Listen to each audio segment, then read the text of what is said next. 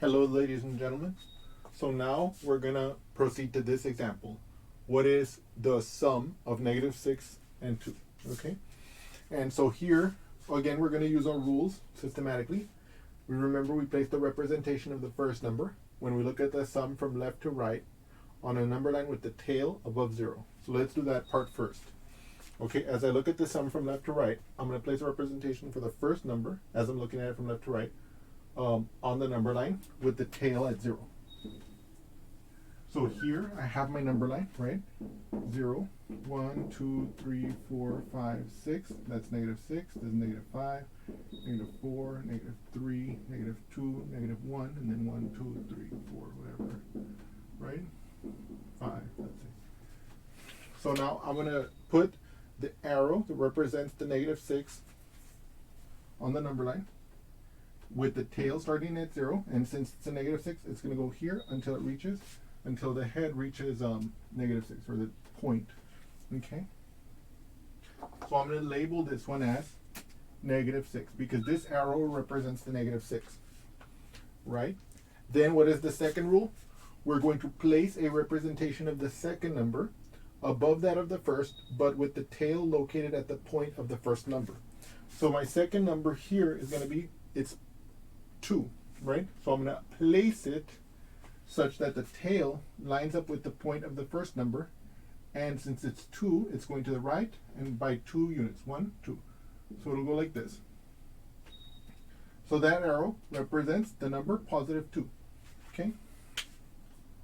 And then, how do we get this sum? We construct an arrow from the tail of the first number to the head of the second. The number represented is the sum. Okay? So we start with the tail of our arrow here, just like the tail of the first number, and we end at the point of the second number. In this case, it's over here. Okay? And we can see that that arrow represents the number negative 4.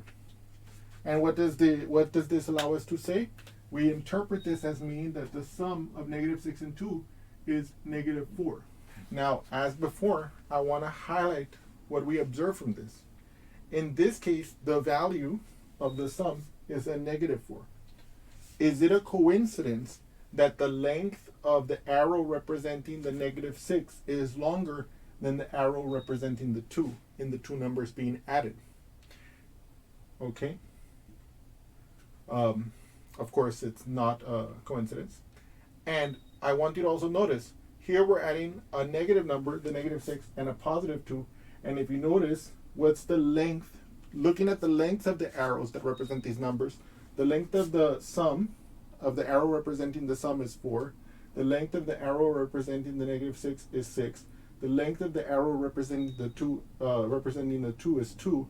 And so if I'm looking at the two numbers being added, and I subtract the lengths of the arrows, 6 minus 2, I get 4. And that's the length of the arrow representing the sum. And again, as we mentioned, we saw that the length of the arrow of the negative number is larger than the length of the arrow representing the positive number among the numbers being added. And so that's kind of like telling us that the arrow representing the sum will also be to the negative direction. Okay? We're going to formalize that later, but I want you to see how we're looking at these examples and we're trying to start to figure out what the generalization is going to be. Okay, so now let's do another brief example along these same lines. So now we want to do this example here. We want to first make the arrow that represents the negative 7. So since this is the first number, as we look at the sum from left to right, we want to make the arrow representing that first number, the negative 7 in this case, with the tail starting at 0 and of course going toward the negative 7. So I'm going to place the tail there at 0 and bring it this way until I reach the negative 7. Okay, so you see the point reached the negative 7. So this is the arrow that represents my number, negative 7. Now what I'm going to do is I'm going to represent the second number, the number I'm adding to it, by affixing the arrow that represents it, but in such a way that the tail of that arrow starts at the point of this first arrow. So in this case, I'm going to put my tail right there, and the 6 will be an arrow going to the right by 6 units. So it'll be 1, 2, 3, 4, 5, 6. Okay, it's like this. So this is the arrow that represents positive 6. Okay, and so then to interpret the sum, how do we do that? We start by drawing an arrow that lines up with the tail of the first arrow, which of course is at 0, and which goes in the direction of the point of the second arrow, like this.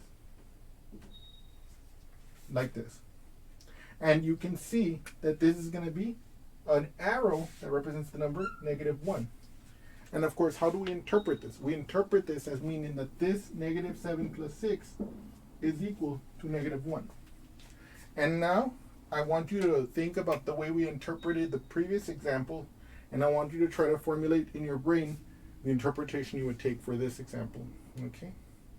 I want you to think about it a little bit, and then I will see you in the next example. Thank you so much.